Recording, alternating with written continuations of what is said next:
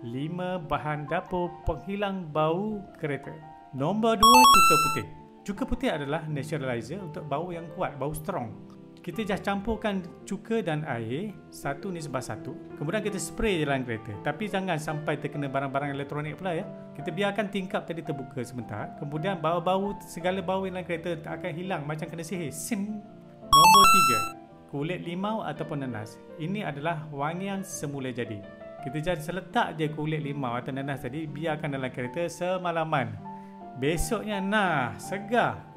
Tak payah nak pakai mana-mana chemical spray yang mana. Nombor 4, kopi.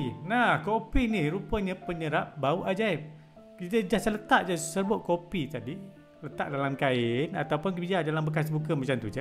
Habis segala bau-bau tu nanti dalam tempoh 24 jam dia akan dimakan dek si kopi ni.